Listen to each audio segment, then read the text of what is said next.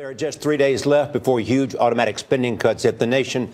A new Pew Research poll shows more than 6 out of 10 Americans think the cuts will have a negative effect on the economy. And if they come, nearly half of those surveyed say they will blame Republicans. Just over a third will hold President Obama responsible. Bill Plante is at the White House. Bill, good morning. Morning, Nora. Well, the president has been blaming Republicans. They call it scaremongering. But his aides say that he's just warning the country about what could happen if Congress doesn't stop the automatic budget cuts scheduled for the end of the week. The White House stepped up its campaign to pressure Republicans, enlisting the Secretary of Homeland Security to suggest that layoffs could make it more difficult to prevent terrorist attacks. I don't think we can maintain the same level of security at all places around the country with sequester as without sequester.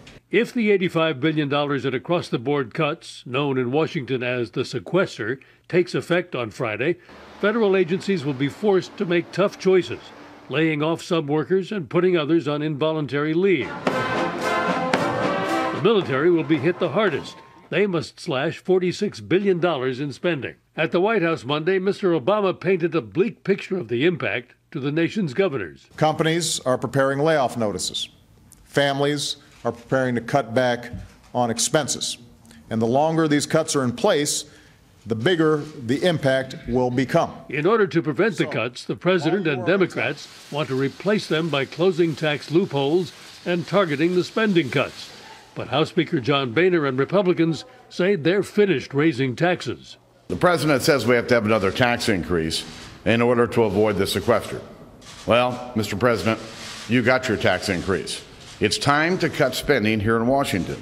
And skeptical Republican governors accused the president of exaggerating. The reality is he's been engaged in almost nonstop campaigning, trying to scare the American people. Now, the president's pressure campaign on Republicans will continue today. He's heading to Newport News, the nation's largest naval base, where layoff warnings have already gone out to hundreds of shipyard workers. On another front, though, there may be a little bit of a sign of progress. The president is also meeting today with Senators McCain, Senators McCain and Graham to talk about immigration, where some sign of progress underway. All Laura, right, Charlie. Bill Plante, thank you.